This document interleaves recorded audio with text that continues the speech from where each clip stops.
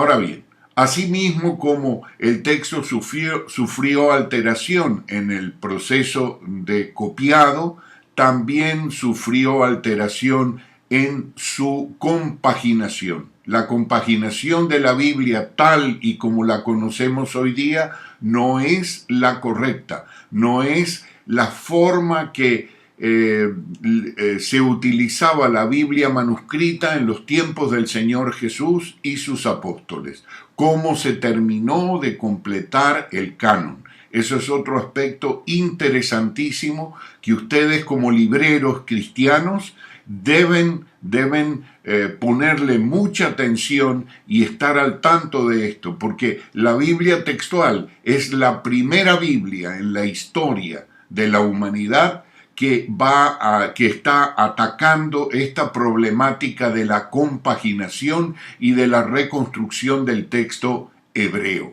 Entonces tenemos estas dos formas que son muy novedosas, aunque muy antiguas, de traer al lector de la Biblia a la fuente original como estaba originalmente planteado. Los 49 libros de la Biblia no son 66, sino que los 66 están conformados y reorganizados en 49 libros.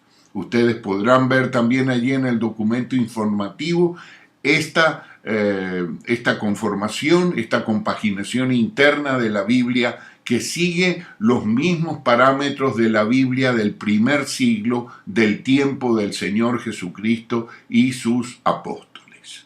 Ahora bien, es importante recordar que todos estos esfuerzos por restaurar la palabra de Dios siempre se remiten a los idiomas originales del lenguaje en el cual fue escrito, tales como son el hebreo y el griego.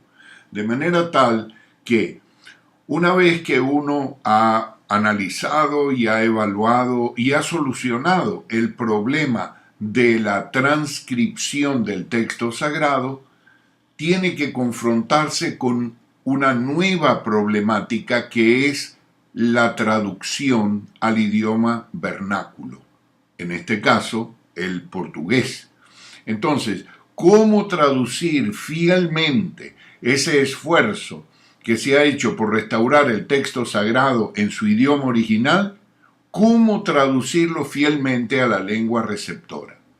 Aquí hay una serie de conflictos en cuanto a las distintas escuelas de traducción, por cuanto no hay nada escrito al respecto. Dios no nos dejó un manual de normas y procedimientos para decir, ustedes deben traducir mi palabra así o asá.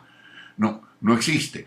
Entonces lo que hay son distintas escuelas y fórmulas de traducción. Está la traducción, por ejemplo, literal, que es ustedes ciertamente la deben conocer, que es el sistema de traducción interlineal, en donde no hay sintaxis del idioma receptor y en donde tiene un cierto aprecio, significado por el uso que se le da o que el traductor puede darle al valor de cada palabra, a la subordinación y a la coordinación gramatical del texto original.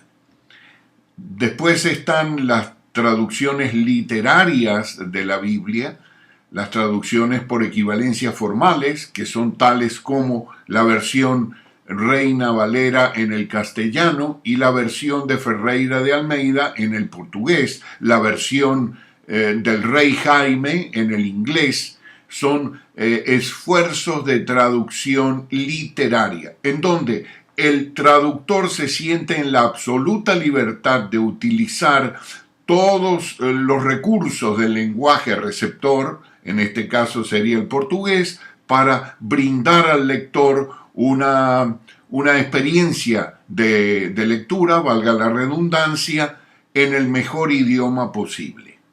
Después están las escuelas, estas son recientes, las escuelas de traducción dinámica de la palabra de Dios, que son las versiones Dios habla hoy, la Biblia en lenguaje sencillo, en donde el traductor se siente en la libertad de explicar la palabra de Dios.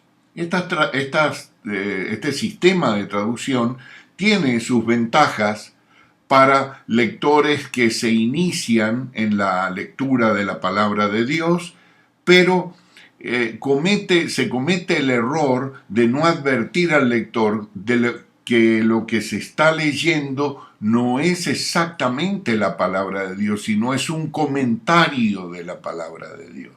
Porque de eso se trata. Las traducciones dinámicas no son sino paráfrasis de la palabra de Dios.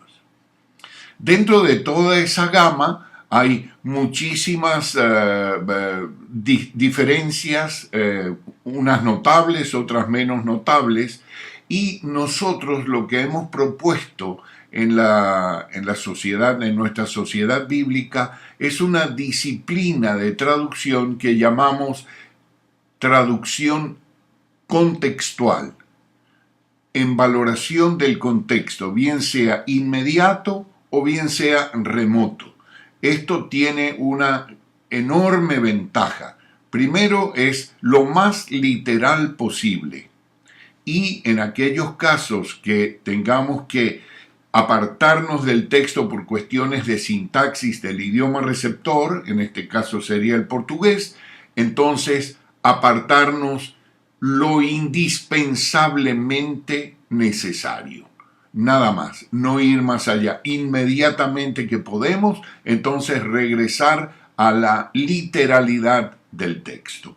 Esto en una forma de contexto, analizando no solamente el contexto lingüístico, sino también el contexto teológico de la armonía latente en toda la escritura.